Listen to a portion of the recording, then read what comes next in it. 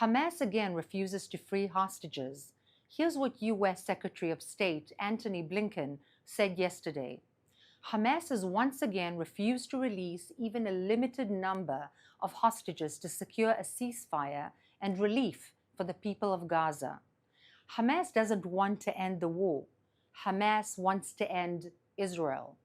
The more hardship for Gazans, the better for Hamas, as it galvanizes support against Israel in the international arena. On October 7th, Hamas murdered children in front of their parents, and parents in front of their children, literally getting high on the pure evil in their suffering. This war cannot end with Hamas on its feet. We need the 3 Ds. Hamas must be destroyed, Gaza must be demilitarized, and the Gazan society must be de-radicalized. That's why Israeli troops have continued during the last month to fight in northern Gaza. The remnants of Hamas embedded themselves in that area, which is the closest part of the Gaza Strip to Israel, in order to continue their guerrilla warfare against Israel. They embedded themselves amidst civilian population, which they do not allow to escape the fighting. Over the last year, Israel took apart Hamas's battalions across the Gaza Strip. Israel's troops did it bit by bit. Hamas's capital in Gaza City first, then the Central Strip and Hamas's stronghold in Khan Yunis, and finally in Rafah, Hamas's smuggling lifeline along the border with Egypt.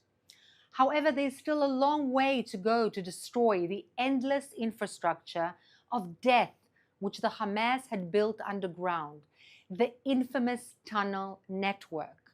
Furthermore, the remnants of the Hamas are trying to rebuild their strength in Gaza's north and recruit youngsters and new fighters for whose services they pay with the money they make from selling the humanitarian aid. Hamas is trying to rebuild its military bases in Gaza's hospitals, just like they did before October 7th. When Israel's special forces entered Kamal Adwan Hospital last week, they captured 100 Hamas terrorists, including some who took part in the October 7th massacres. In the last month, Israeli troops have caught 300 Hamas terrorists in northern Gaza and killed 900 in total in combat.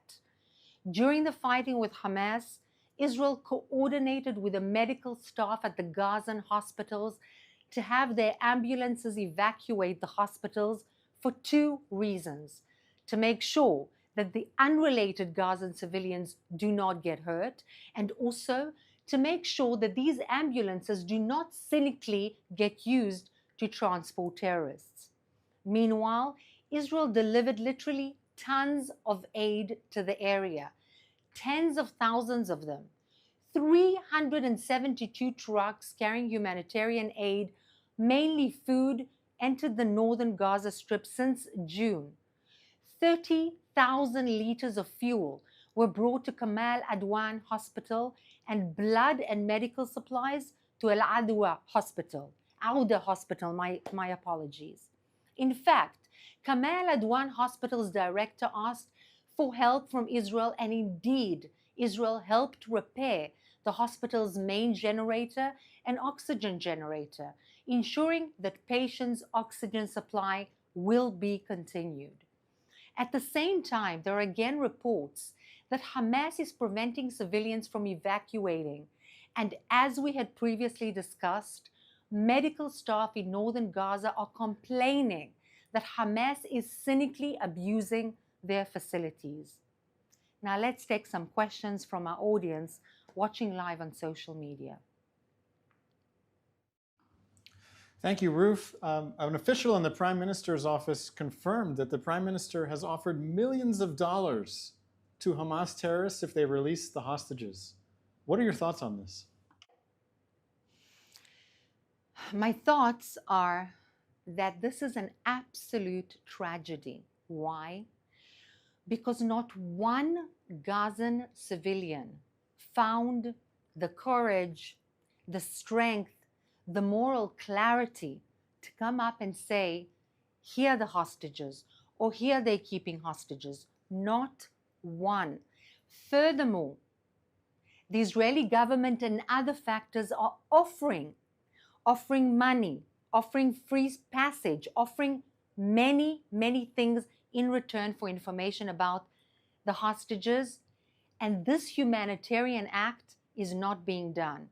My thoughts are that moral clarity is the furthest thing away from these Hamas terrorists, and that this is despicable and should be challenged by the international arena. Everybody in Gaza who has an inkling of an idea where the hostages are kept, these are people kept underground in horrific conditions for over 1 year, against any international law or any framework of humanity.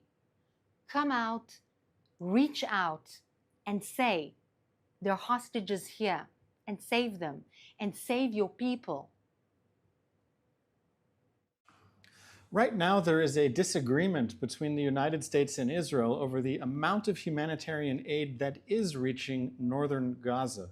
Is enough aid getting to northern Gaza? Do you know how much and what the situation is that the U.S. is asking Israel about? So the situation at the moment in Gaza is indeed that not enough humanitarian aid is reaching the civilians. The question is why? Does Israel prevent humanitarian aid from going in? No. There are hundreds, approximately 700 trucks stuck on the border, not being actually collected by the humanitarian aid people in order to distribute these humanitarian aid products to the people. They're either working for the Hamas terrorists, or they are scared of the Hamas terrorists, or they want to portray Israel as an entity that is causing hunger and prevents from the humanitarian aid from flowing in.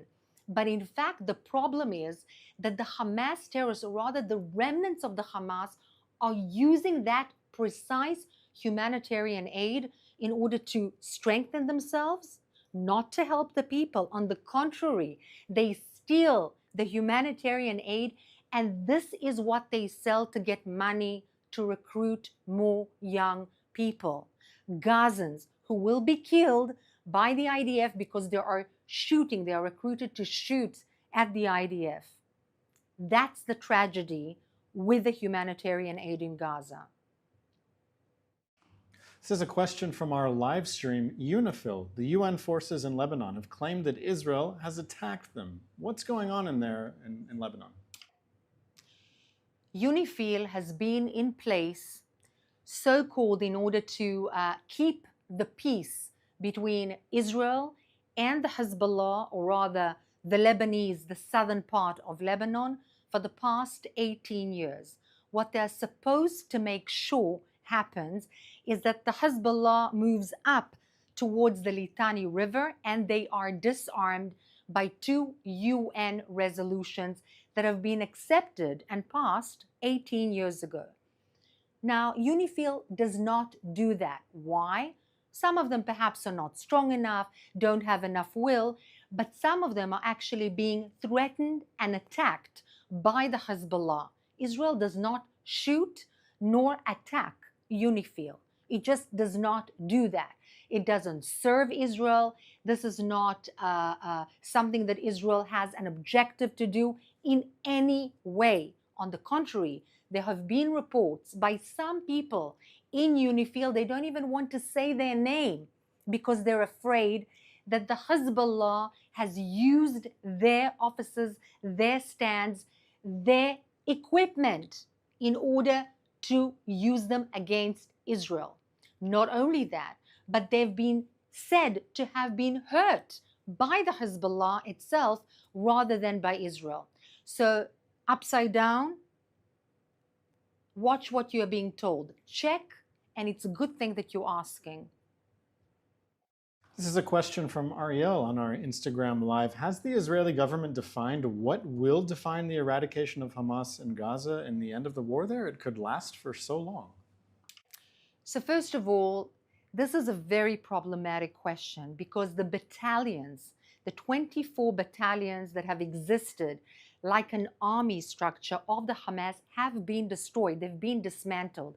So there's no hierarchy. There's no organizational military force owned or operated by the Hamas in Gaza. However, there are remnants, not one or two, but many thousands of still Hamas terrorists operating in the Gaza Strip, stealing humanitarian aid, terrorizing the civilians of Gaza, frightening the people, preventing them from escaping the areas which the IDF is attacking, and warning ahead of time so that civilians don't get hold.